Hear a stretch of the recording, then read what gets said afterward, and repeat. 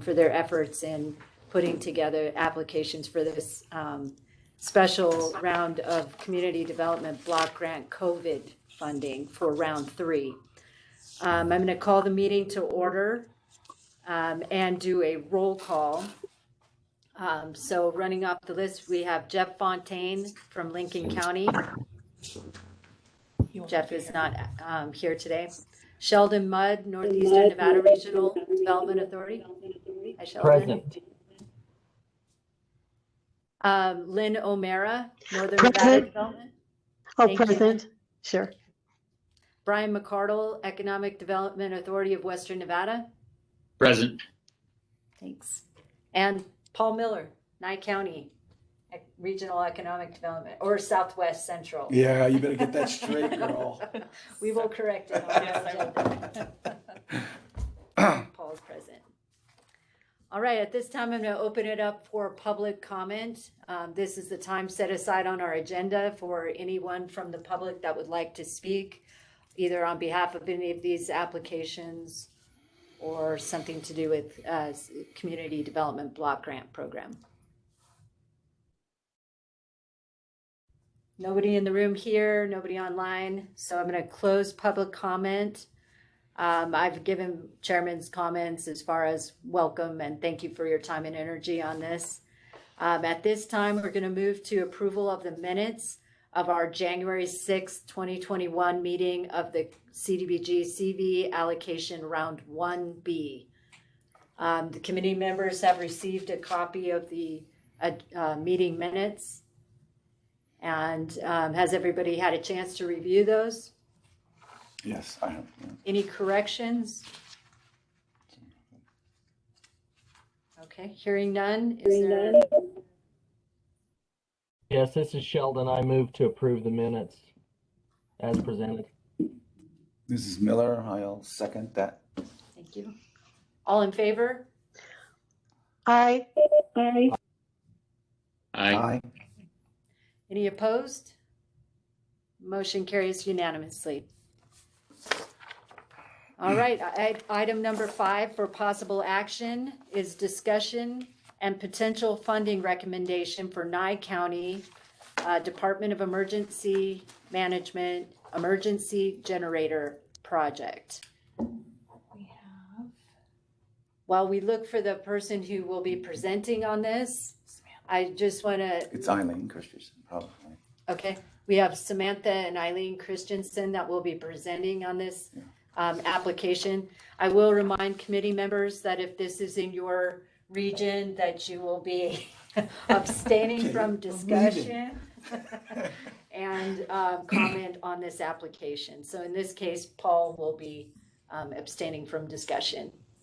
I'll turn the floor over to Samantha and Eileen for their presentation. Good morning. I wanted to clarify, this is Eileen Christensen. I'm just participating as a viewer, an audience member. I apologize for the confusion. Thank you, Eileen.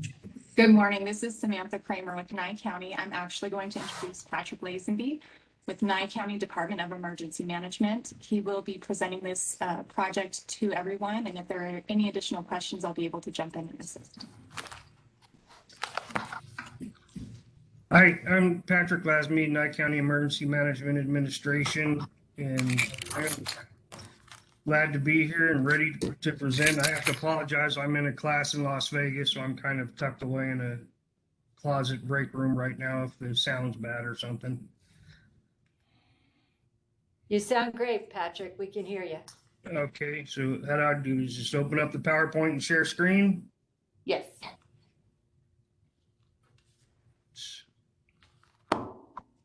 Probably the other way around.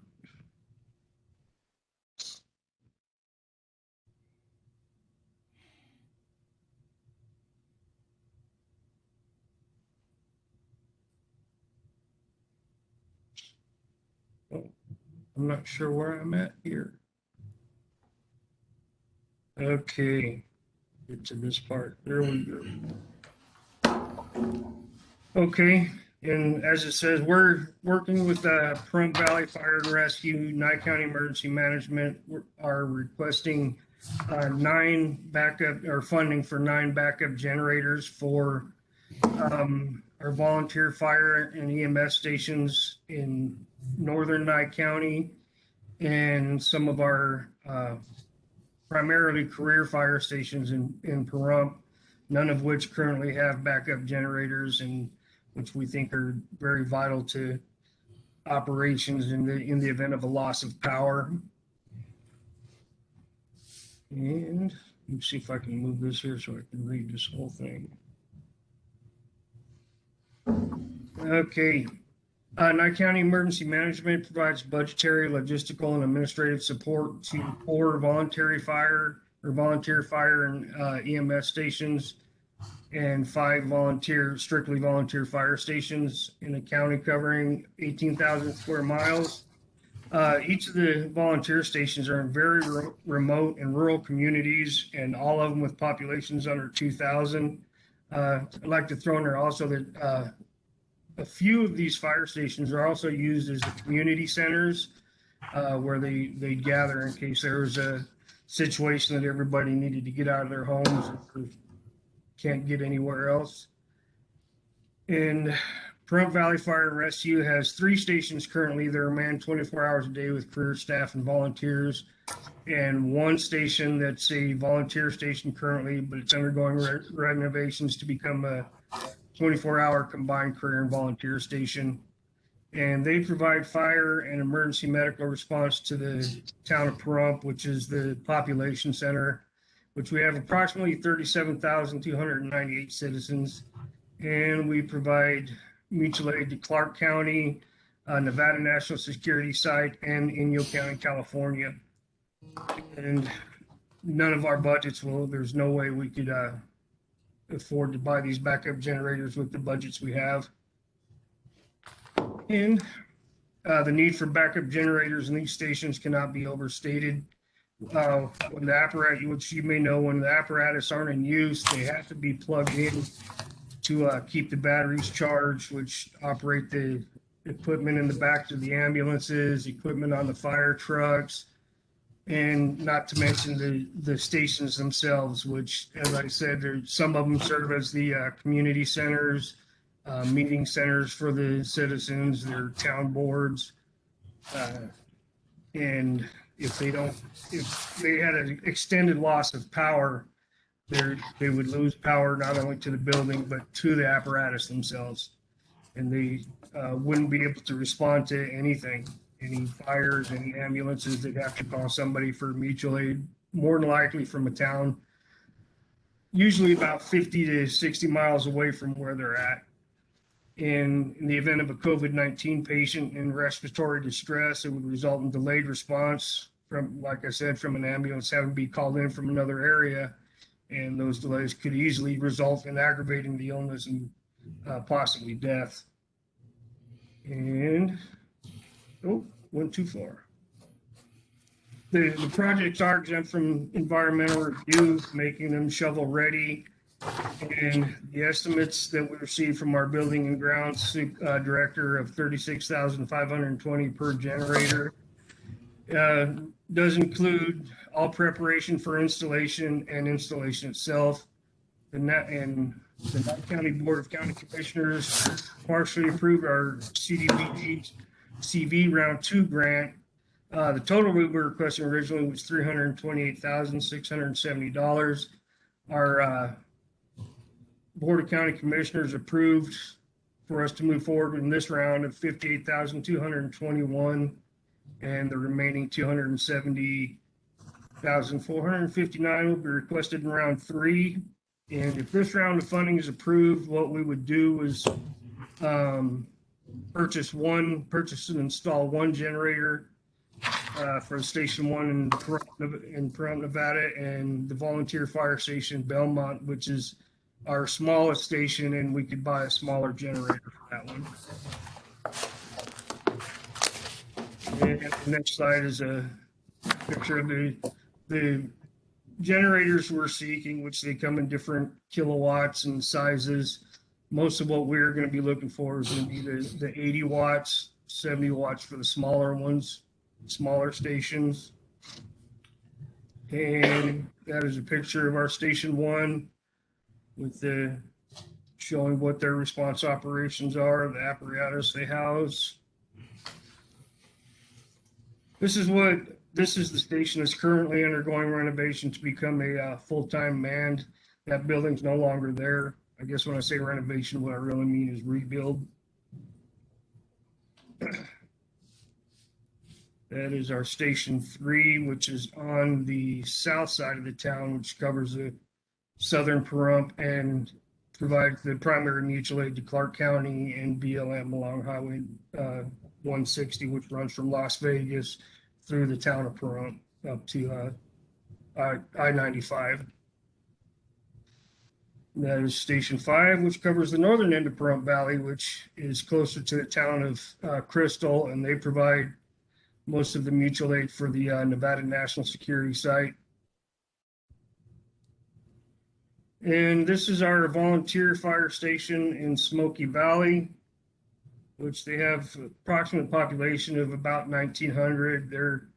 Most of their citizens work at the mine in the Round Mountain mine, and almost all of their volunteers are also firefighters and EMTs for the mine.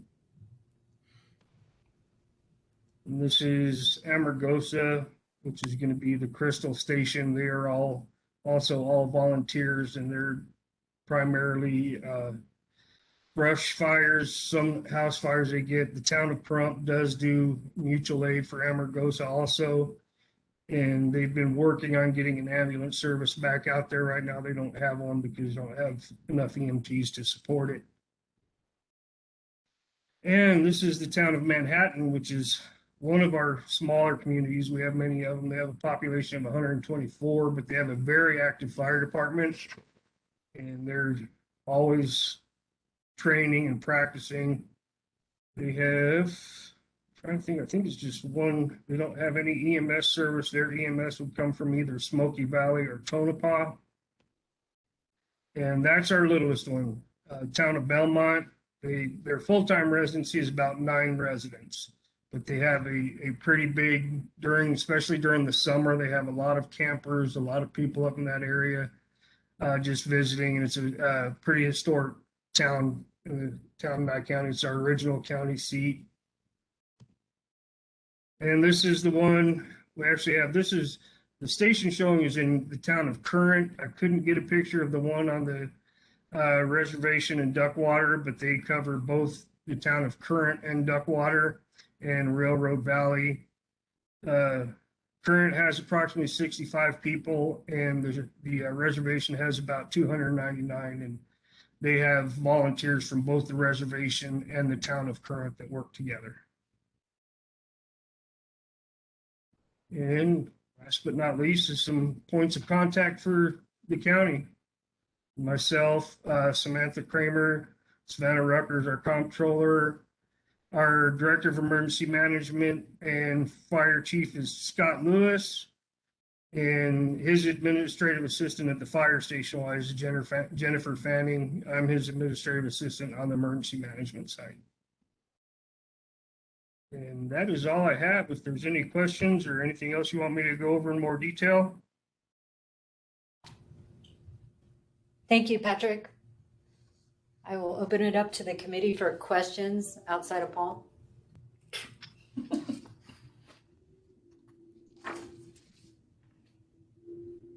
Well, Patrick, it sounds like you did an excellent job with your presentation. There's no questions, and thank you for the information you shared with us today.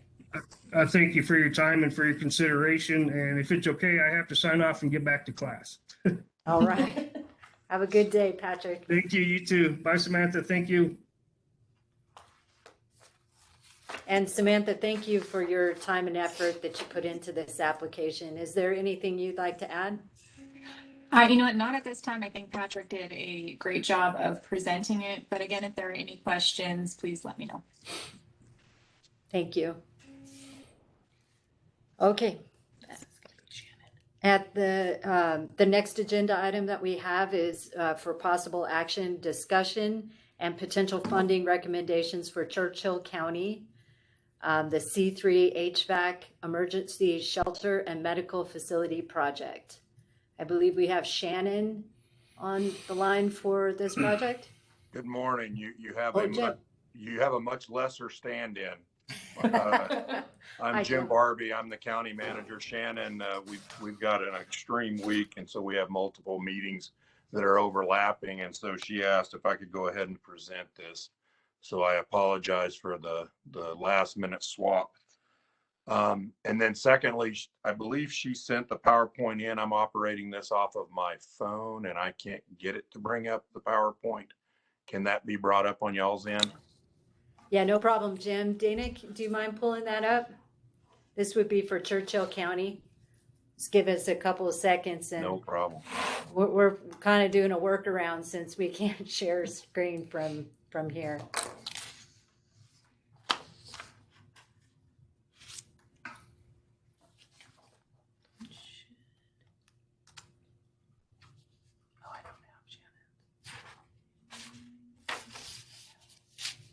Perfect. Thank you, Dana. I'll Well, turn it over to you, Jim. Thank you. I would just start by saying I appreciate the committee being willing to look at our project that we have this morning. If you want to go to that second slide.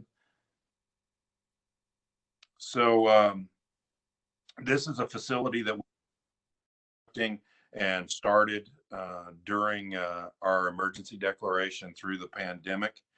And so we're in process of construction currently.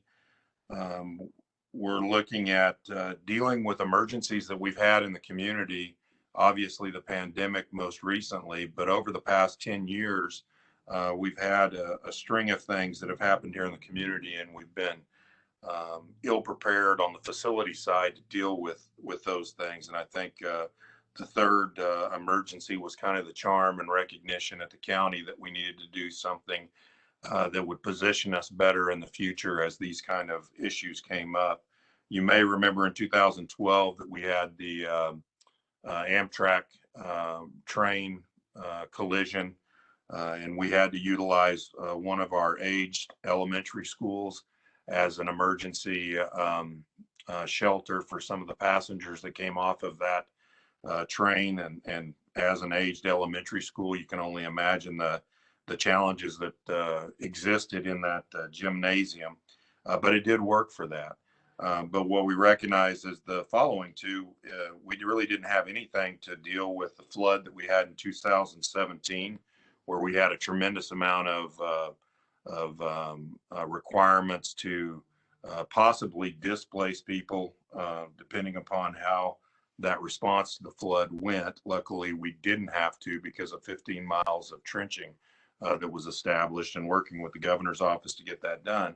But we did have a lot of sandbagging that had to have been done over like 3 months out in the weather, in the conditions, which really created a challenge.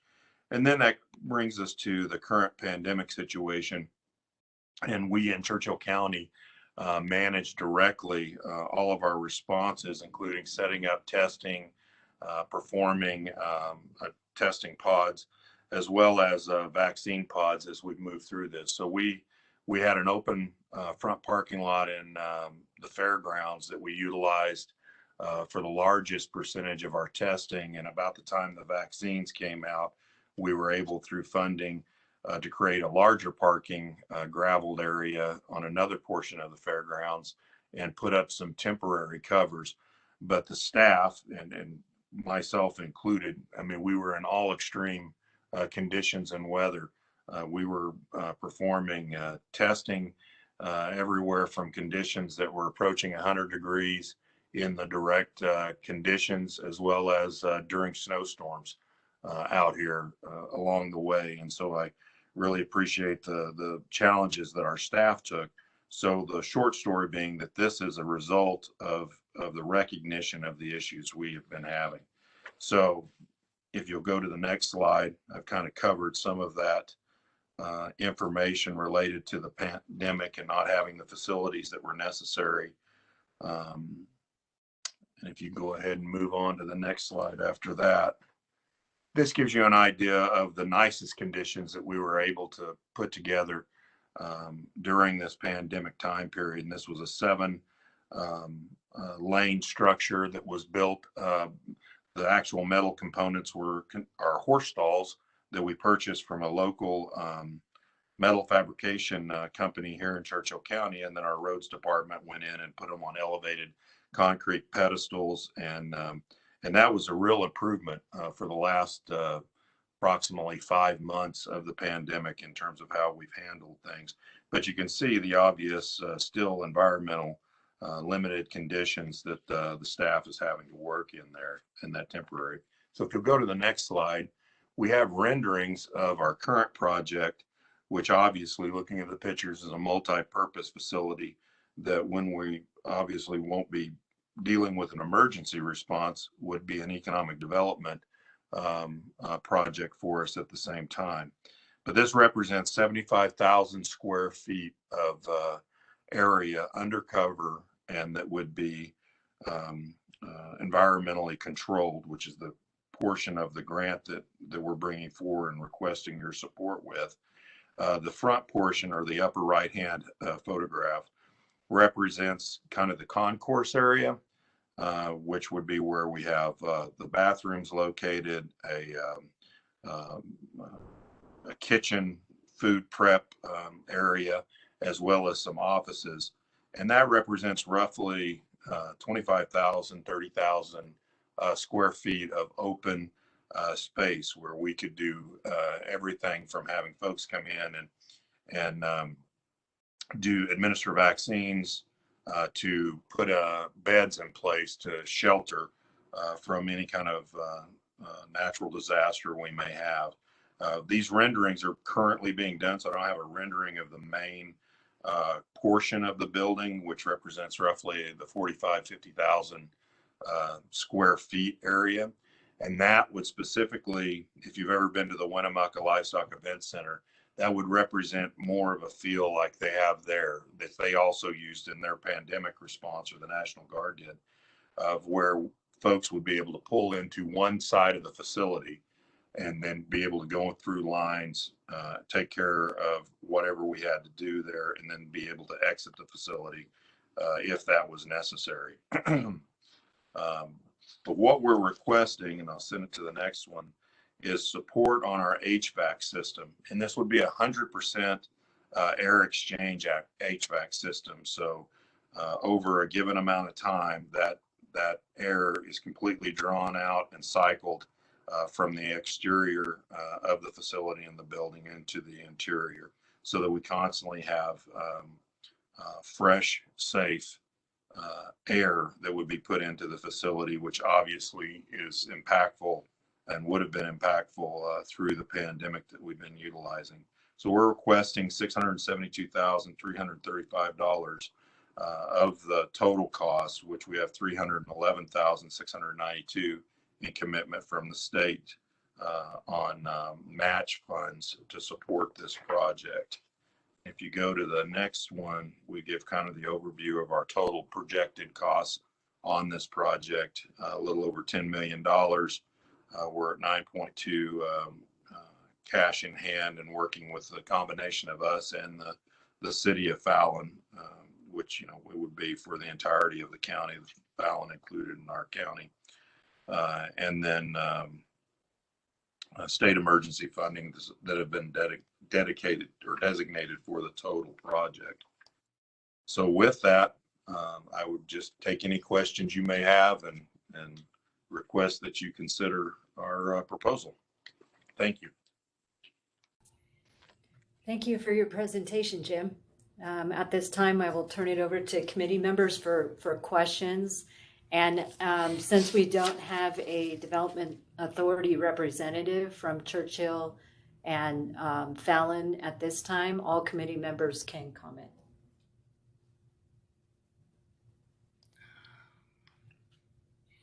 Any questions?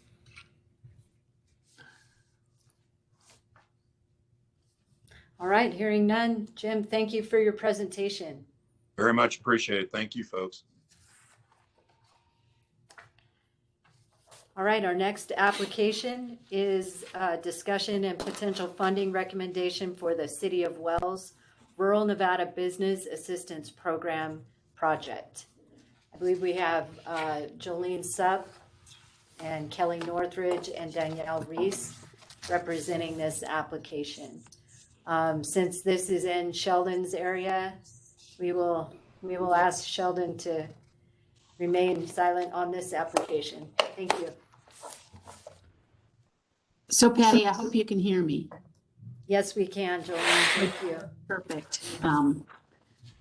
Thanks for mentioning Kelly and Danielle. You know, this is a grant request that the City of Wells would like to sponsor for the entire state of Nevada, and it's a little bit different than the infrastructure projects that you've heard so far. The topic of diversity came up heavily at the Main Street Conference and then at our teleconferences afterwards. And I kind of mentioned that I felt like this was an educational issue, and that in rural Nevada, I found a lot of small businesses were not elastic enough or creative enough to manage COVID and the pandemic. We still don't have businesses that have curbside pickup. We have not had businesses that have been able to get on there, reach their customers electronically. And so, you know, that's kind of what brought up the problem. And I'm going to turn this over now to Danielle Reese and Kelly Northridge from the Audacity Institute to talk about what we're proposing and the response that we would suggest to this issue. Go ahead, Kelly or Danielle. Thank you so much, Jolene, for that introduction and also the overview of the community need. As we know, during COVID, it has highlighted some gaps that we have and also highlighted a very large need for our local small businesses as we move towards recovery. I am Dr. Kelly Northridge. I will be providing a program overview for RUBA. And at its heart, it is a business assistance program for businesses with annual sales less than $2 million that are headquartered in rural Nevada and have had a COVID impact. The program itself has three key components. The first is funding, the second is local support, and the third is training. So critical to any business success and growth is funding. So this program has a funding component. We will be offering up to $25,000 per company in a forgivable loan. The forgiveness will be based on participation in and completion of educational and mentorship programming.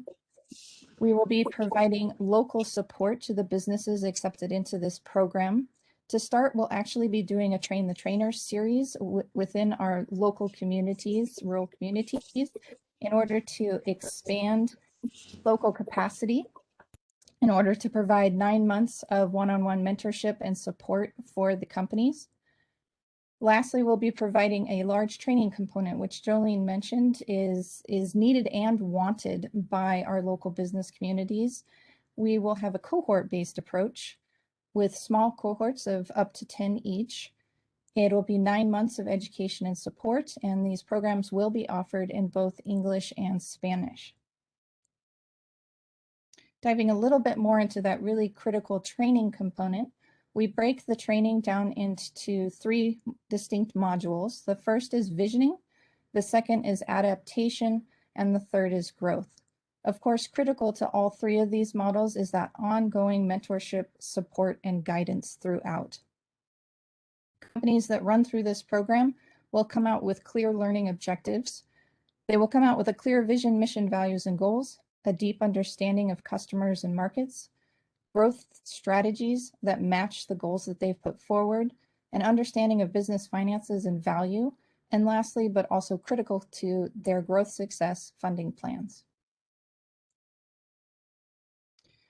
The impact for this program is being targeted at $500,000 going in direct funding to the businesses themselves. We're targeting 20 to 30 businesses open, up to 100 jobs retained with this program, and up to 20 jobs created, all looking at approximately 51% of our jobs with a low and moderate income. With any economic development program such as this, we know that there are not only direct impacts, but also indirect impacts that are critically important to our local communities.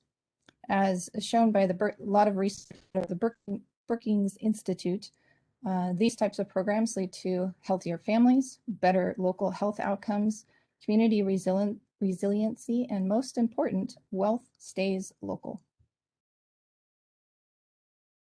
In order to deliver this program, we are seeking a budget of $655,000 approximately. This includes community outreach and application support, bilingual, also the Train the Trainer series and application selection.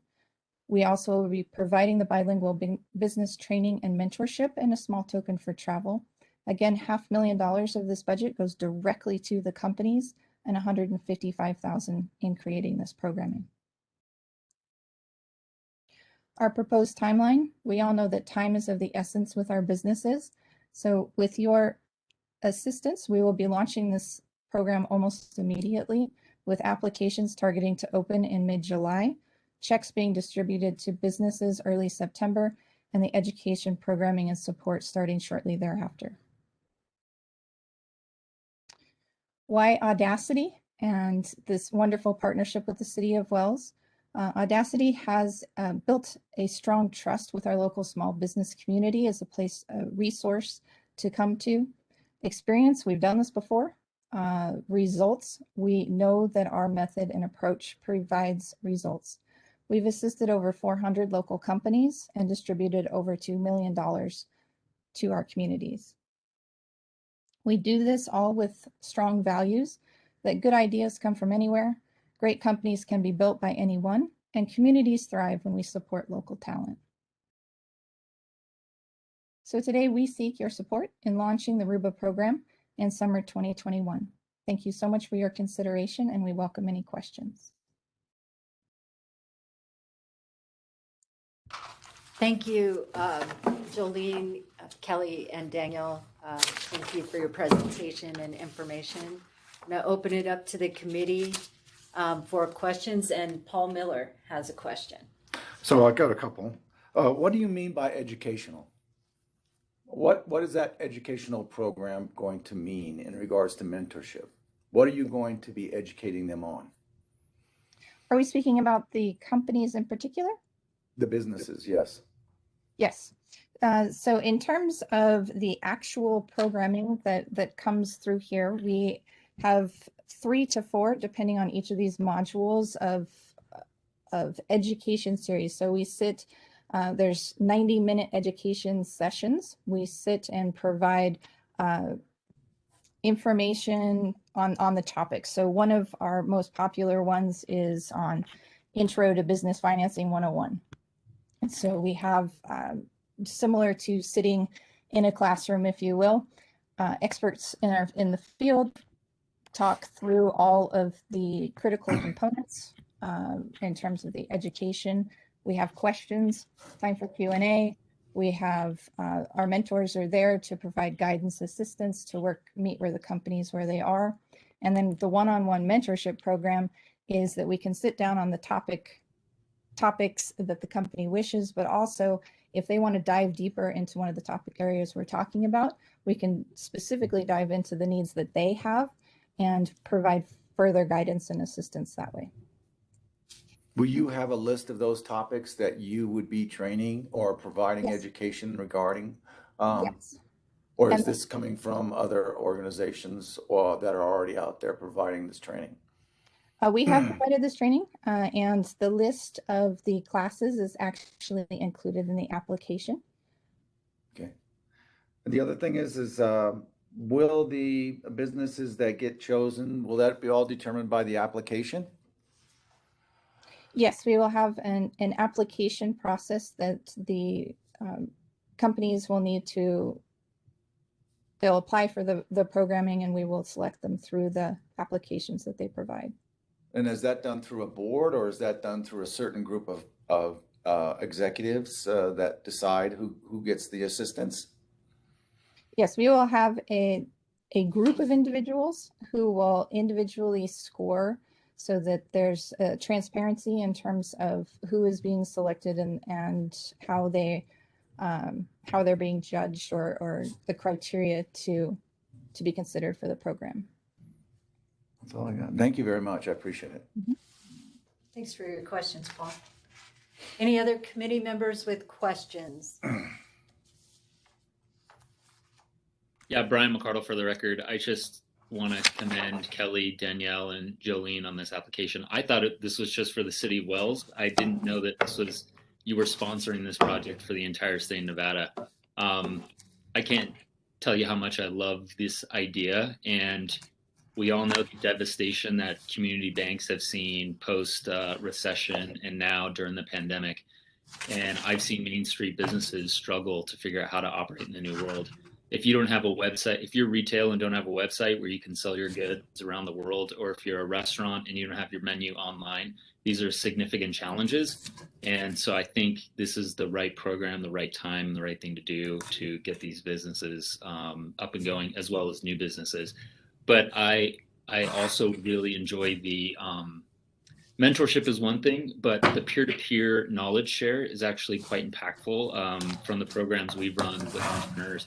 Sometimes they learn more from each other than they learn from someone telling them what to do. And so I think this is a brilliant program. I would like to see this rolled out nationwide. Even if in the future this goes past forgivable loans, maybe this is the future of small business lending, where it's a little bit of de-risking and ensuring the success post lending. So great application. I think this is a brilliant project, and I want to see it roll out and continue. Thank you, Brian. Thanks for your comments there, Brian. I think we probably should clarify too that, this is for the non-entitlement areas. So it will not include Reno, Sparks, or Clark County. It's our funding is for the non-entitlement. So we say statewide, but I just want to clarify so that everybody's aware and it's on the record that it's pretty much mostly statewide. It will have a statewide impact, but I just want to make sure that's clarified. Any other comments? That. Can I give a follow-up question really quick? Sure. Yeah, go for it. Is this program intended to be sort of a pilot program that, I do understand this is for non-entitlement communities. I imagine this is the first time you're doing a program like this, and this is sort of a pilot. And if successful, will you, go after additional funding sources and maybe broaden the scope of this in the future? So Brian, Jolene's up for the record, and Kelly jump in, but or Danielle jump in. Yes, to some extent, I think that this is a pilot project, although Audacity has a lot of experience in this area, and they work with Patty's. Patty, help me. What's the name of your startup? The Rural Pitch Day. Yeah, the Rural Pitch Day project. But couldn't you see this program literally even in the high school level with our future business leaders and that type of thing to give them a taste of what they're going to be looking at? I can see a lot of application to all this. And Brian, I would just add that we have several different proposals going out for different federal funding for different regions of the state. So this is just for the area that we're talking about now. But yes, we have conversations about providing this in Washoe County and also potentially partnering for a project in Las Vegas.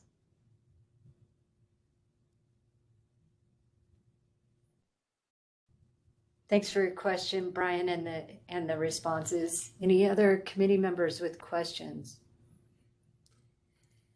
I know it's got to be hard for Sheldon because, I mean, this would be a really tough application not to comment on.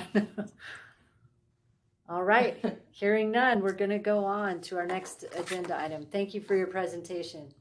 Thank you. Okay, Our next application is discussion and potential funding recommendation for the Elko County Northern Nevada Head Start program.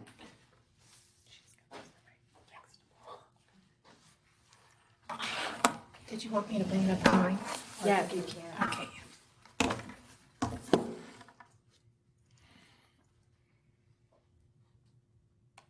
Once again, while the presentation's being pulled up, I'm just going to remind Sheldon's going to be quiet on this one as well, since this is also in Sheldon's area.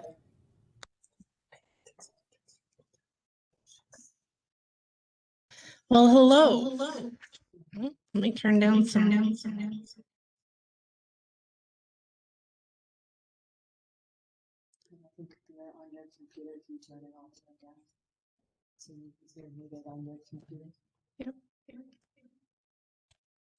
Is that better? No. Some helping. Okay, is that better? No. I'm not sure. It's got to sound all.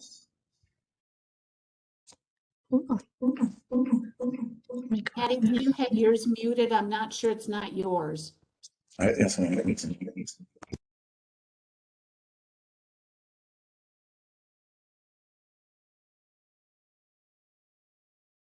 there you go. Now it's checking. Okay, can you hear me? Can they hear me? Yep. Okay, all right. We did it. Technology. Yay. Hi, my name is Lori Cox. I'm the Executive Director for Head Start of Northeastern Nevada, and I'd like to thank everybody for giving us some time to present to you and tell you why we need you. So, who we are. Most people have heard of Head Start and know that we are a preschool and childcare for children ages 0 through to 5 years old. We have an early Head Start program, which is 0 to 3. And then we also have a Head Start program, which is the pre-K 3 to 5 year olds. What a lot of people don't know about us, this did not advance on there, but it did on mine. Let's see, hold on just a second.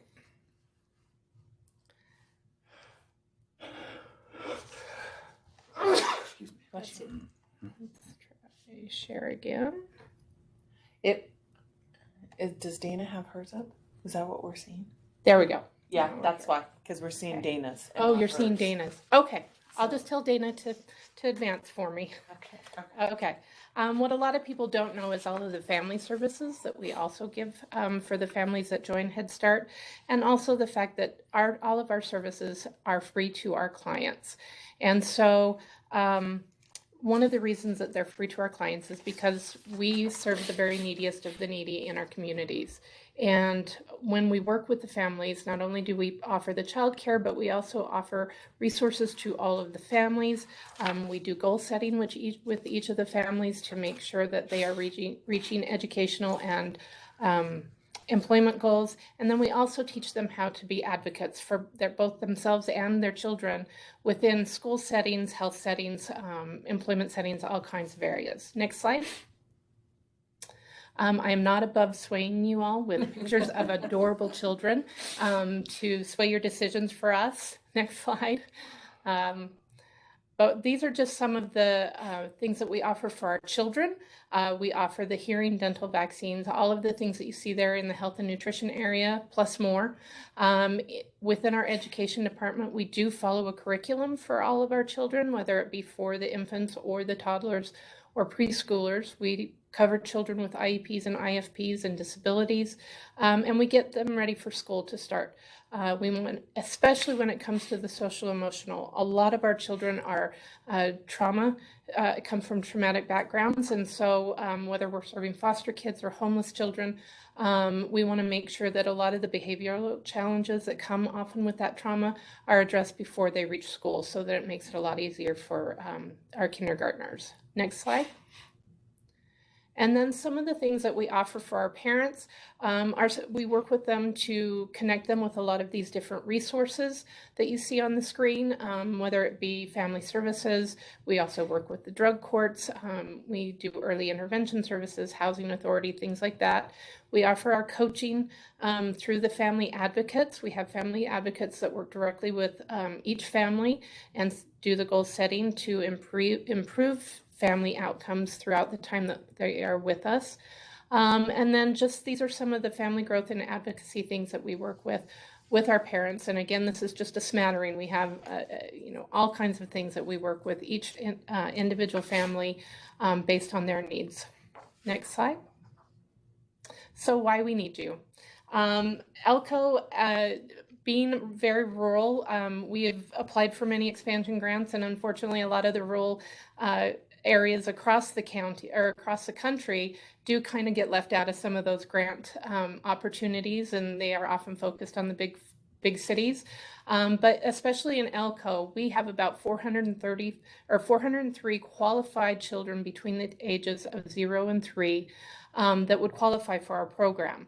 And yet, within the entire county, we have 36 slots, and there's an additional 20 slots within the community. So we only have availability for that age for about 12% of the need in Elko. And so we want to make sure that we expand that at least a little bit and see if we can't start the progression of being able to offer a little bit more. As you can see in Elko, in this area, families living in poverty with children under the age of 5, we are above both the US and the Nevada state average. And then another thing that people don't realize is income disparity within Elko. As you can see, we have a very high median income, but that is because of the mining industry. And most of our clients come from the service industry. And if you really look at somebody who's making about $14 to $15 an hour, they're only bringing home about $2,200 a month. And when you look at the average cost of a 2-bedroom apartment in Elko, which is about almost $1,100, and then childcare cost is at those 20 very few sites is $1,200 a month. You're already over your monthly income without food or health or anything else. So this is an extremely needed service within our area. And a lot of the statistics that I'm showing you are pre-COVID. And so we know that the situation, especially within the service industry, has gotten worse during that time. Next slide. What we want to do, and what we have the opportunity at this point to do, is we do have an empty, unused building on our facilities that would provide 16 additional slots for the kids ages 0 to 3. And so we would like to get people to, we would be taking in unemployed parents and making sure that they obtain gainful employment within the 9 to 12 months of that program. And we would also be trying to support educational goals. I have a huge thing for getting people education. That's my little pet passion within our organization. And so we would be having workshops that would be teaching them about financial aid and what's available out there to help them reach educational goals as well. Also, we'd be having interview skills workshops and how to fill out a resume and things like that. And then also to teach them to connect with community resources so that they can start to take advantage of what's out there. A lot of people, especially within that lower income level, just don't know what's available within the community itself. And then also just provide them a lot of the same services that we would for our other Head Start programs. Next slide. So what we need is we need to renovate this existing older building and make it work for. Basically, we'd be taking in 2-year-olds, 1.5 up to 3-year-olds. We need to come up with salaries for 5 teachers, 2 substitutes, 1 development coordinator, and the additional support staff time that it would take to run this program. That is the bulk of our needs, and that comes to about $262,000. We need supplies for classrooms, playgrounds, parent support materials, and I forgot to put on there also mental health services for our parents, and that comes to about $32,000. And then utilities and the building maintenance for that year-long program would run about $20,000. We do look to start this, the hiring process and training process for our teachers and staff as soon as we're funded, and hopefully get everything up and running so that we would run the full school year that we would do for our regular Head Start programs from September through May. Next slide. And how this helps us. So basically, Elko families, we need to get them back to work after COVID. We not only would we be employing the 16 to 32 parents that would be part of this program throughout our community, but we also are offering the employment in our own facility, which we often try to bring in our families that are taking advantage of our services and get them started in the early childhood education arena. It would move our Elko County families towards self-sufficiency and provide quality child care and services for our most vulnerable families. Next slide. And our kids say thank you if you choose us. So, any questions? Thank you for your presentation, Lori. No problem. That's great. Committee members, any questions for this applicant? Okay.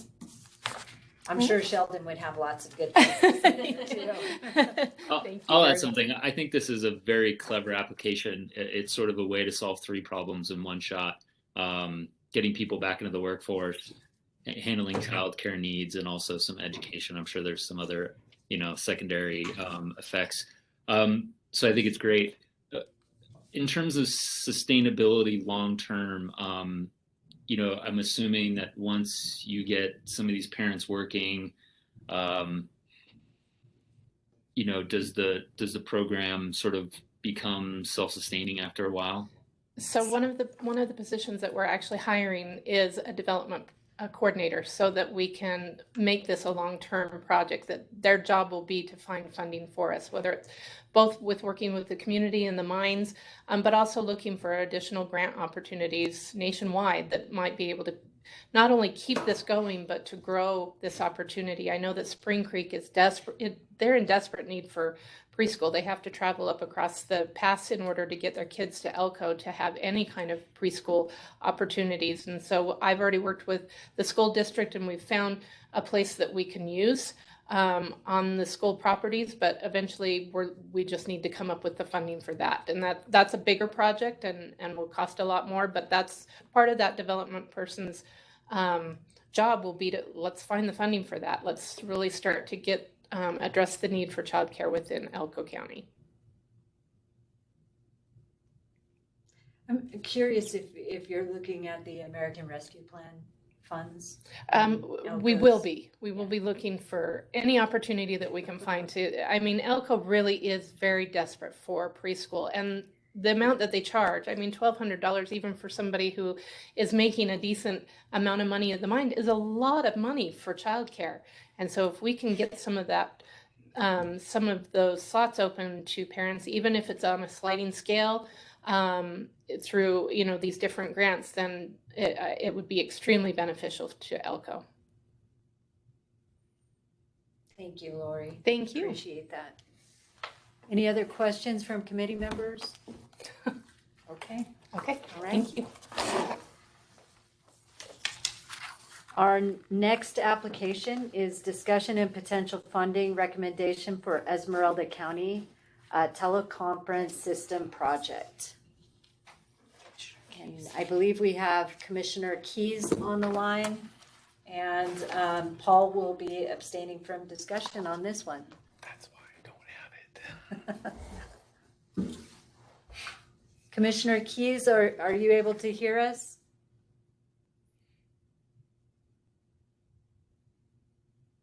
Uh-oh.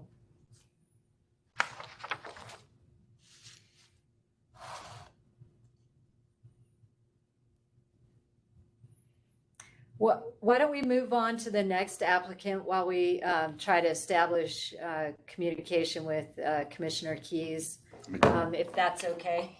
Okay. If that's okay with the next applicant, which is White Pine County. Tabitha, does that work for you guys? I think so. Can you guys hear me? Okay. Yes. Yes. Awesome. We'll go ahead and take you guys. This is discussion and potential funding recommendation for White Pine County Public Health Officer's Wage Project. Tabitha, do you want to take it away? Sure. Let me see. Can you guys see the presentation? Yes, it looks good. Okay.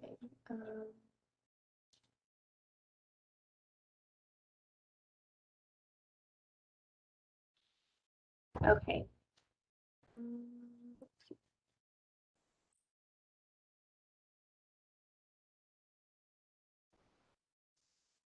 So, as mentioned, and for the record, my name is Tabitha Hamilton, and I'm with White Pine County. I'll be presenting the Public Health Officer wages application.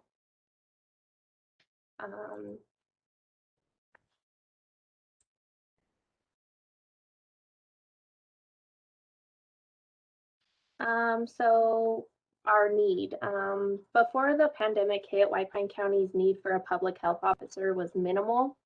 We had one, but it was a contracted out position, and the county only paid $100 per month.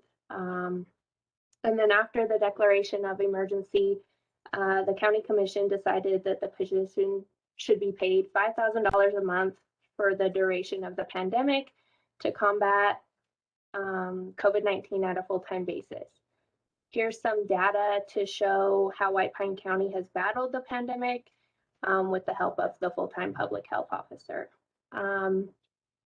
The public health officer helped with contact tracing, coordination with the state, executive meetings, and he not only helped with this, but he actually led most of this. And there's always opportunity for the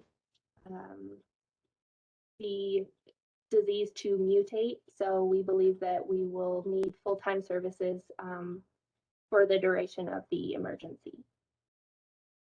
And as you can see, we've had almost 6,000 cases, and total vaccinations given is 3,600. Here's some pictures of the park closures and stuff when the pandemic first hit. So the project summary, White Pine County would like to use these funds to continue to pay for these contract services for the period of July 1st, 2021 through December 30th, 2022, in order to cover the increase in contract services for the position to combat the pandemic on a full-time basis. And here's some pictures of Ruth, Lund, and Cherry Creek, some of our most rural areas. Project costs, I just want to clarify because I noticed that in our application, some of the numbers and timeframes were a little off. So what we're asking is $4,900 per month to avoid supplanting for 18 months. Currently, the CARES Act funding is covering these costs for the public health officer wages. But that won't be available for the period that we are requesting. White Pine County would use these funds to continue to pay for the contract services for this 18-month period. And we hope that if the ongoing services are needed after this time frame, that there will be adequate funds through the county's American Rescue Plan allocation. So the total that we're requesting is $58,200. And I think that's a little bit different than what the application says. So I just wanted to clarify that.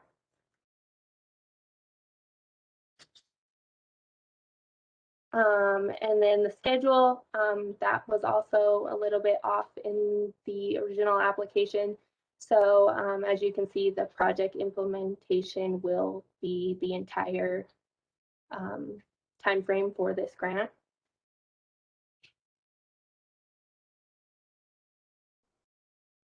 The impact, this project will help the county combat the ongoing pandemic by providing funding to allow for the public health officer at a full-time basis. The public health officer will educate the public on specific health risks and basic healthy living strategies, and also create programs to encourage healthier lifestyles and minimize the risk of illness, disease, and infection. And then our project contacts is myself, the grant writer, and Elizabeth Francis, our finance director. And I think you guys can see her in the camera. So, did you guys have any questions or concerns? Thank you, Tabitha, and hi, Elizabeth. Good to see you. Hi. Thank you for your presentation. Committee members outside of Sheldon, who will not be able to speak on this application. Any questions of the applicant? I do. So during the pandemic, the primary period, the county was able to afford this position and pay for it, correct? Through the CARES Act. Through CARES Act, yes. Through the CARES Act. It wasn't from the county funds then. Is that right? The original $100 was through county funds, and so to avoid supplanting, we're only asking for the additional $4,900 per month that the CARES Act was paying for. Okay. And now when that money goes away, what's going to happen with this position? Who will pay for it? So it depends on if the declaration of emergency is still ongoing, if the pandemic is still ongoing. If it is, we're hopeful that we will have enough in our allocation from the American Rescue Plan to pay for those funds. Was there always pay for those wages? Yeah, was there always a public health officer assigned to White Pine? There was, but it was very minimal. Like I said, we paid them $100 a month, and it was part-time. And then with the pandemic, there was obviously a need for full-time because they had a lot more going on. So the state does not fund a public health officer for the county. Say that again, I didn't hear him. Does the state fund the public health officer for the county? No. No. Okay. Okay. Any other questions, Paul? No. Okay. Committee members, any other questions of the applicant? Okay, hearing none. Thank you, Tabitha and Elizabeth, for your presentation. Appreciate your time. Well, thank you. We're going to go ahead and go with the next application since it's also White Pine County. This is discussion and potential funding recommendation for White Pine County Health Vehicle Project. And I believe these two applications kind of go together. So we will go ahead and take that at this time. Okay, can you guys see the new presentation? Yes, thank you. Okay.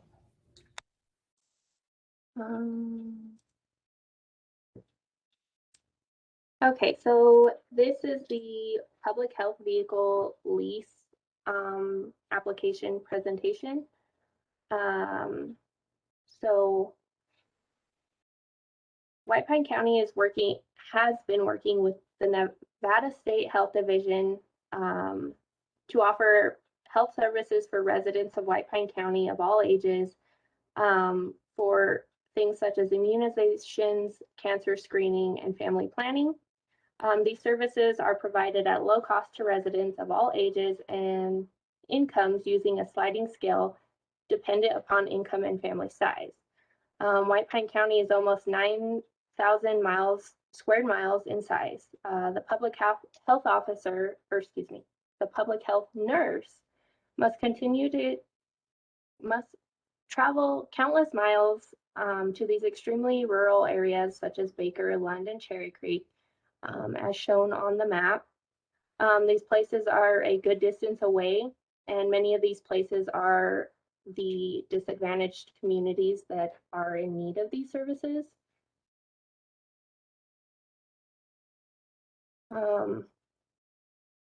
An important item that the public health office lacks is for COVID-19 relief is transportation to point of distribution or pod events, and to the underserved, homeless, and rural populations.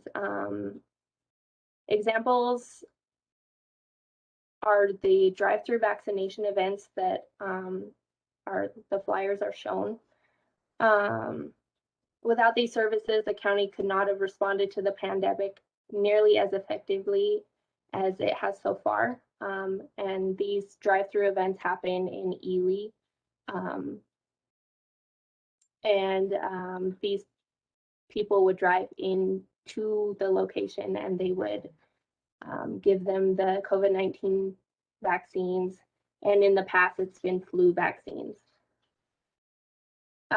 The public health nurse is a state employee, but they are contracted through the county, so they would not be able to use the county vehicle.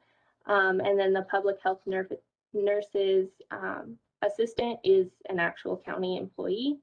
So our goal is to lease a vehicle, preferably an SUV, through state leasing, which will allow for both the public health nurse and the assistant to utilize the vehicle. We want to do this also because there's fear of contamination with utilizing their personal vehicles, which is kind of what they do right now. The chances of transferring infectious disease between the public and the health nurses' personal, like their family and whoever rides in the vehicle, is an issue. White Pine County would like to lease from state leasing an SUV to provide to the public health office for official use, especially when assisting in addressing the pandemic for the homeless, extremely rural, and underserved populations. Our goal is to lease the vehicle from state leasing, which will allow for both the public health nurse and her assistant to use the vehicle for these things. The contract is estimated at $496.50 per month, plus 22 cents per mile, for an estimated $589.34 per month. Future funding to continue the lease would be sought through the American Rescue Plan and the State Health Division.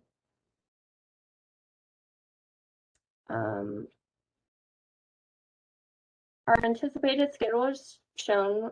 We are currently working with public health and state leasing, and will hopefully have a contract to be approved by Cdbg shortly after the start of this grant.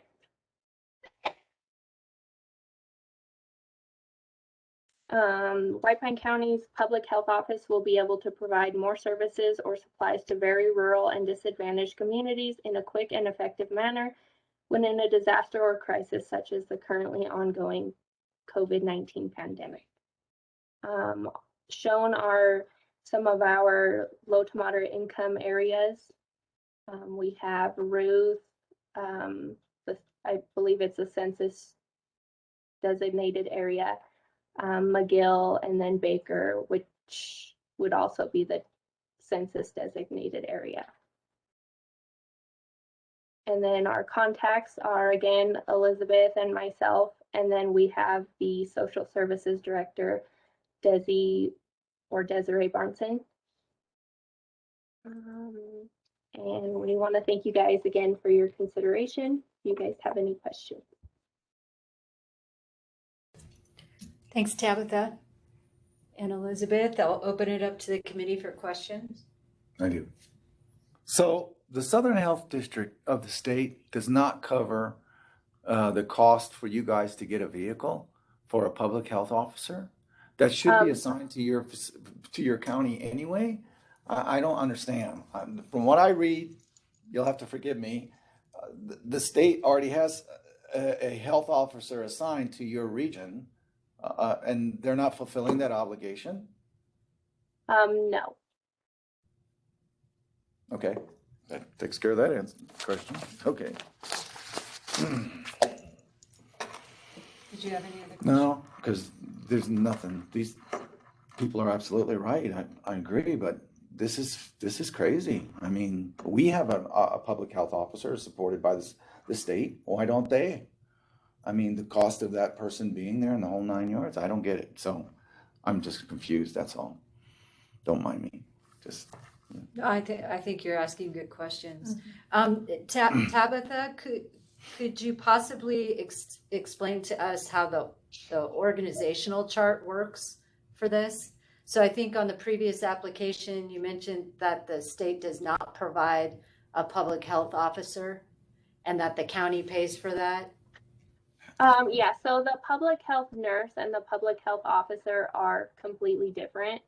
The public health officer is the county board of health, and then the public health nurse is through the state.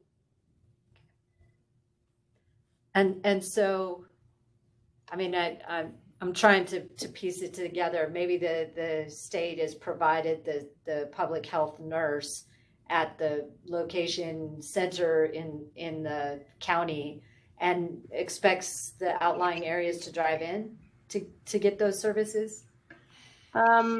Pretty much, yeah. Or she uses her personal vehicle to drive out to these rural areas. So that's what we're trying to overcome.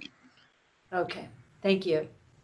I think that helps with my understanding of the applications a little better. Thank you. Patty? Yes. Oh, this is Lynn, for the record, Lynn O'Mara.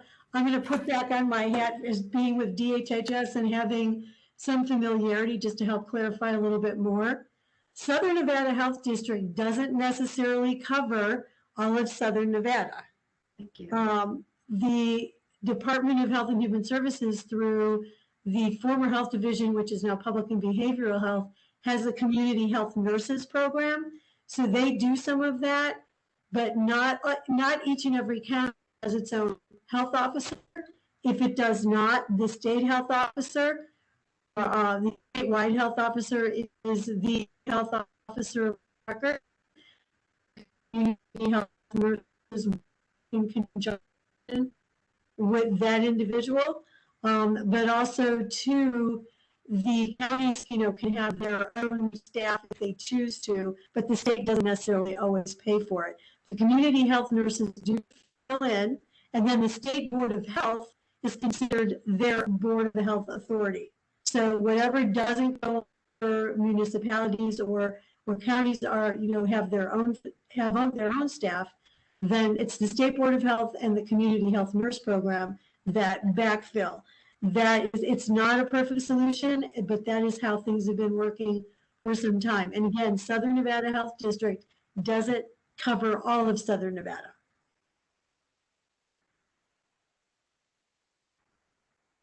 In regards to this, when I'm looking at their website, which I have right here, they cover, the areas that, here it says population, Clark County, Esmeralda, Lincoln, Nye, White Pine counties, so forth and so on. So that's where my confusion came in from their website, because, to me, this should be a state thing, but that's my opinion. I mean, every county should have a health officer assigned to it and the transportation for that officer to do its job. So I'm just like, but Lynn, you know those things better than I do. So I'm just confused in regards to that. That's it. Thank you. Thanks for the It's never, it's always been a bit confusing, and that's, yeah. Confusing, and it's always been questioned, and unfortunately, there's never been clear answers. Yeah. Once again, thanks for sharing your expertise on this, Lynn. That's very helpful. Yeah. Any other questions from the committee? Okay. Thank you, Tabitha and Elizabeth, for your presentation. Thank you. At this time, we're going to move back to agenda item number 9, discussion and potential funding recommendation for Esmeralda County Teleconference System Project. I believe we have Commissioner Ralph Keyes on the line to present this application. Yes, Commissioner Keyes here. Can you hear me? Yes, thank you. Okay, I've had technical difficulties earlier, so I had no audio. I think I've got the audio now. So trying to get my video set up. Can you see me? Yes, we can. Okay, great. So I've got audio and video, so I'm ready to go. Awesome. While you're setting up there, just remind Paul that he will not be able to comment on this application. Yeah. Sheldon's off the hook. He gets to talk this time. Yeah. Okay. So, like me to start, I will do that. Yes. Okay. Well, good morning, everybody. My name is Ralph Keyes. I am an Esmeralda County Commissioner, and I really appreciate the opportunity to present this project to you and look forward to your questions at the end of the presentation. The Esmeralda County Courthouse is located in Goldfield, Nevada, the county seat of Esmeralda County. Many meetings are held in this building, including the Board of County Commissioners meetings. Esmeralda County Courthouse was built in 1907 and is one of the smaller courthouses in the state of Nevada. Commissioners' chamber only seats about 20 people. When COVID hit, it was not large enough for all the commissioners, the clerk, district attorney, and citizens to fit with the governor's capacity restrictions due to the COVID. Commissioner meetings had to be moved to the district courtroom. Even though the courtroom was much larger, it's still limited in-person attendance. Equipment in the courtroom is not ideal for holding virtual meetings and is difficult to properly accommodate proper public participations per the open meeting law. The building was shut down multiple times during 2020 due to the pandemic. During these shutdowns, the meetings were held by go-to meetings. These closures have made it difficult for citizens to safely attend and participate in the meetings, and not everyone has access to computers or are computer literate. Having a telecommunication system in each of the 3 community centers will allow the county to safely conduct its meetings with public input. These virtual meetings reduce the necessity for travel to the courthouse, which helps in the prevention and spreading of the coronavirus. This project would allow the county to provide a purpose-built system, which should result in much better quality, consistency, and accessibility. It is unknown how long we will be dealing with the effects of this pandemic. This project will allow us to better prepare for the future. The county is comprised of 3 districts. Each district has a population center: District 1, Goldfield; District 2, Silver Peak; and District 3, Dyer, Fish Lake Valley. Each population center is at least 45 miles away from one another. This distance can make attending meetings difficult for those citizens who do not have time or money to make the trip. Telecommunications will allow citizens to attend and participate in local government without traveling and possibly contracting or spreading the coronavirus. These systems wouldn't be used for just commissioner meetings, but any county or community meetings. Each of these 3 districts has a community center where telecommunications could be set up. These systems would allow for more communication between districts and the state, which will help us prepare and respond to the spread of COVID-19. This project builds on previously awarded Cdbg projects. The recently approved Fish Lake Valley Community Center Expansion Project, HVAC improvement projects for both Goldfield and Silver Peak Community Centers are efforts to prepare for and respond to the coronavirus. All 3 community centers have backup generators funded with Cdbg funds. All these grants improve the health and safety of Esmeralda County and its citizens. By installing these systems, Esmeralda County is preparing for future government shutdowns. With a reliable system, meetings and county government work can continue. We are responding to the pandemic by preparing for all possibilities and ways for the county to continue to conduct its business. The county is required to hold open public meetings. With social distancing and closure of the courthouse, it is difficult to conduct public meetings per the open meeting law. This project will enhance the ability to conduct county business in a safe manner to protect public health and safety by preventing the spread of coronavirus. Each district's community center will need a telephone system, internet, large TV monitor, video camera, microphone, laptop with appropriate software. The professional company that specializes in these types of installations will be hired to set up each system. Currently, the community centers do not have phone, or internet services. Each community center will have internet and phone service installed, and the grant will cover services for a year. The district courtroom and the commissioner chambers will need to be outfitted with a camera and audio system also. I appreciate your attention and will be happy to answer any of your questions you may have. Thank you. Thank you, Commissioner Keys, for your presentation. Committee members, open it up for questions.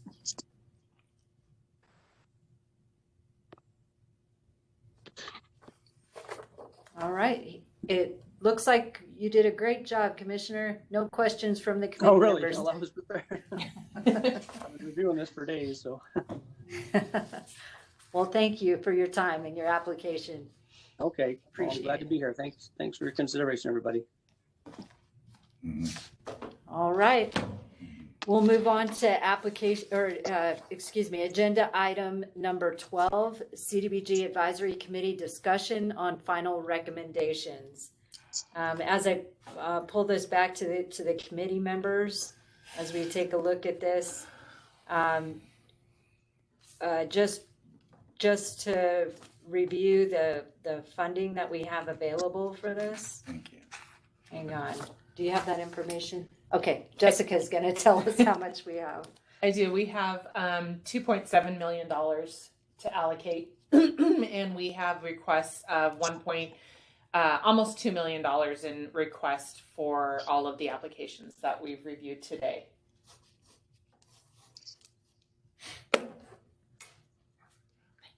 Okay. Perfect. Do you need to see that? I got it. Yeah.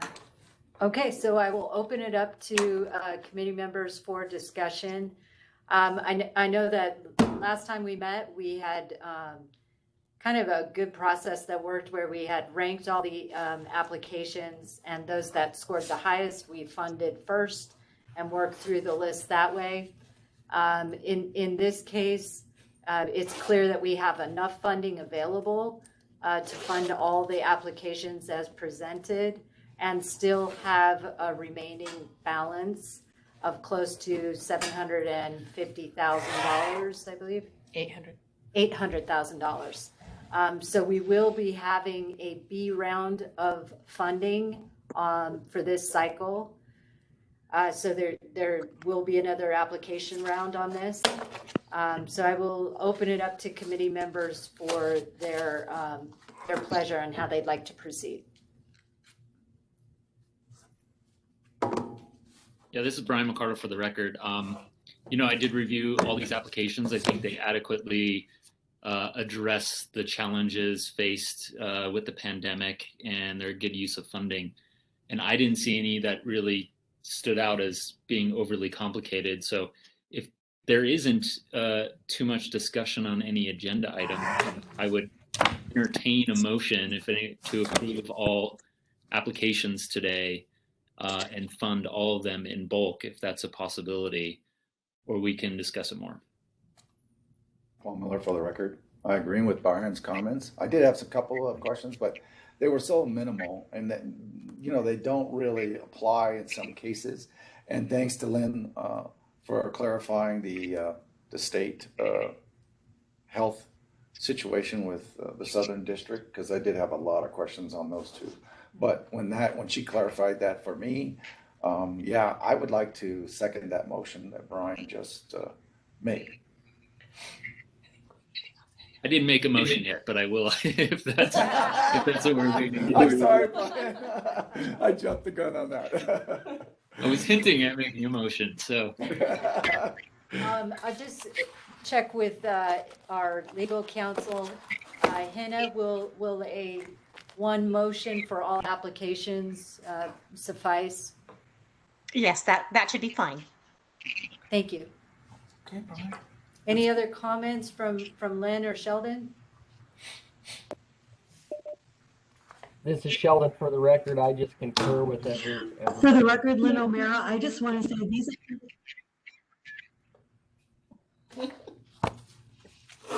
And for the record, Lynn O'Mara, I just thought I valued the quality of the applications was also very good and very thorough. And I believe that's the reason we didn't have a whole lot of questions, is because we got all of that information so much up front that the evaluation reviewing of it made it easier, and then the presentations just kind of filled in everything else. So kudos to those for the applications of any of them. Right. Did a good job. Thanks, Lynn. It broke up a little bit, but I think we caught the gist of what you were saying there. Thank you. Okay, so Brian, I guess we're ready for a motion. Yeah, so Brian McCarter for the record. So I will motion to approve all of today's application for funding in full of all six. I believe there are 6 applications. So that will be my motion. Motion on the floor from Brian to fund all 6 applications at the requested funding level. Is second from the committee? Paul Miller. I'll second my second for a second time. Thank you, Paul. All in favor? Aye. Aye. For the record, Aye. hold on. Madam Chair, Yes.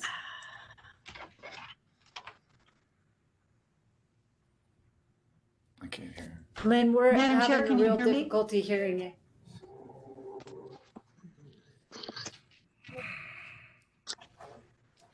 okay.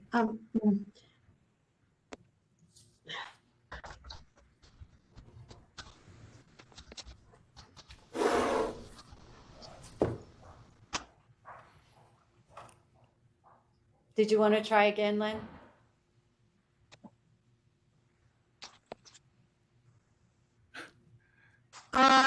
See the Can't hear chat. you. Okay. She said, see the chat. Great. I'm not sure how to do that. Dana, would you mind reading the chat for us, please?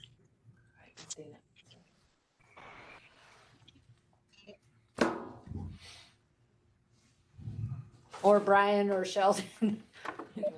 Yeah, so Lynn's there are saying that 7 there's applications. 7 applications, so we probably need to verify. So I will amend my motion to approve all 7 applications for funding in full. Thank you, Brian. Thank you, Lynn. Yeah, we have 2 White Pine counties. All right. Yeah. All those in favor of But we need the approving- second too. We need a second for the amendment. Paul Miller, well, I will second that motion For the 3rd time. for the 3rd time. Do we have to do? All right, we have a motion on the floor from Brian McCardle, a second from Paul Miller to fund all 7 applications at the full funding level. All those in favor signify by saying aye. Aye. Aye. Aye. Any opposed? Hearing none, all applications are funded. All right, and we'll move to our next agenda item, which is number 13. It's the CDBG Advisory Committee discussion on establishing a contingency fund with the unexpended Community Development Block Grant CV funds for cost overages on previously approved CDBG CV projects. I'm going to ask staff, Jessica, to explain why this agenda item is here and asking for committee approval. We have gotten a couple of requests from grantees that have already received CDBG CV funding to ask for more funding regarding construction costs and the overages on construction. And so we were just thinking of putting some of the remaining funds in a contingency for those construction overages, and then wondering if we needed to come back to the committee to approve them, or if there was a percentage that the committee was okay with us approving adding funding on construction projects. So would that mean, Paul Miller for the record, so would that mean that the 700, 800,000 that we have left over, some of that would be dedicated to the increase of cost of construction? Yes. Yeah, I don't have a problem with that. I mean, I think that's a great idea because cost of wood, cost of labor, cost of everything has gone up. So they couldn't have anticipated that when they initially brought those applications to bear. So I don't see a problem with that. I just don't know how much you want to allocate for that. We don't have a figure, a percentage for that or what? Well, and I was kind of thinking of putting about $200,000 to contingency and then having each individual grant administrator would come to us with how much they would actually need. But I'm not sure if there's a percentage that would need to come back to the advisory committee. Like if they're doing 30%, they need an additional 30% on their project, if that needs to come back to the advisory committee for approval. Could we not go out to the counties and the administrators, the county administrators, and ask them if they have an increase that they will be looking for so that we can get an idea and then have that come back to the committee? Or do we want to do it that way? Or I don't know. I mean, I'm just looking at going back, and we have maybe 200,000 is not enough. Maybe they come back and all of them combined come back and say, no, you figure it up and it's 500,000, you know? So I don't know. I mean, that's, and we would ask them to do like a short application of why they would need that extra funding. There you go. So yeah, sure. Yeah. I've worked with Hey, this is NDP Sheldon. and they kind of do something similar to that. Sheldon? This is Sheldon for the record. Do you have just a ballpark idea of how much worth of construction grants we have out? I mean, are we looking at, 1.2 million or something like that? Is there just a general idea? Because I mean, my first thoughts are, if we have that, then we can kind of speculate, okay, material costs have went up X%, and that kind of give us a baseline maybe for where to start. I can look that up for you, Sheldon.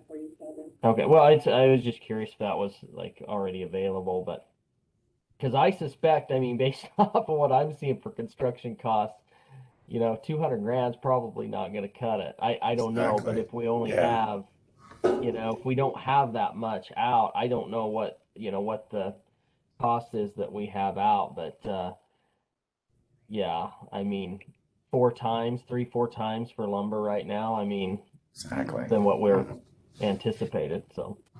So all of our CDBG CV round 1B projects are construction, and that was 4 projects that we have out there. And of those 4 projects, I've already heard from 2 of those grantees that said that they are anticipating needing additional funding for their projects. And then I'm looking at 1A right now for you. And I can't recall, I mean, let's say construction costs were, I don't know, $300,000. You have to figure half of that by and large is material, so, and then take that and, I mean, I think we can figure it out and have a good, somewhat solid number, but I think it's going to be more than 200, I'm afraid. So would you like us to keep the additional 800,000 and reach out to our grantees and see how much extra that they anticipate needing?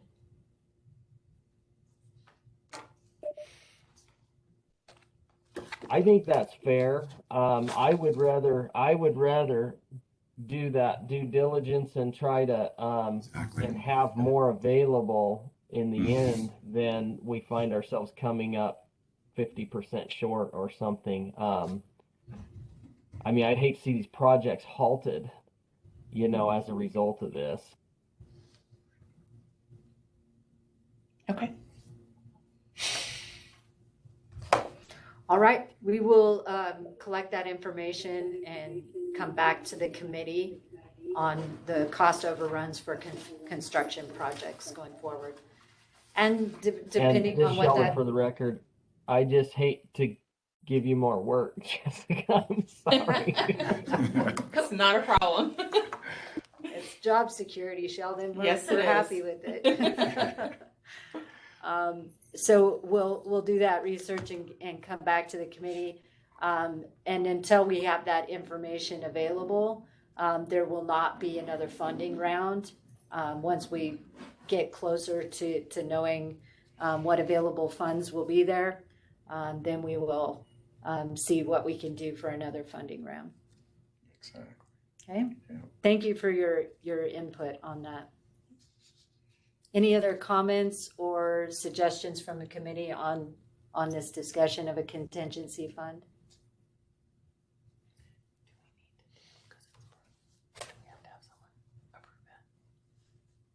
Hannah, do we need to have a motion or on this agenda item, or can we just take this as a non-action item? It's up to you. If you want to make it more confirmed and solid in the record, then you might as well take a motion. Okay. But it's up, again, it's not necessary. Well, this is Sheldon Mudd for the record. I'll just to make this cover our bases. I'll make a motion to table this item until those figures can be established, and then bring it back for further discussion. We have a motion on the floor from Sheldon to confirm the contingency fund numbers and bring back to the advisory committee for discussion. Is there a second on the motion? Paul Miller here. I'll second that. Okay, motion from, or a second from Paul Miller. All in favor signify by saying aye. Aye. Aye. Aye. Aye. Okay. Thank you. Any opposed? Hearing none, motion carries unanimously. We have agenda item 14. This is a second opportunity for the public to comment on any applications or any agenda items that we had today. None in person and none online. So we'll move to adjourn the meeting today. Thank you for your time, and committee members, thanks for all your hard work on this. Thank you. Thank you. Thank you. Have a great day, everyone.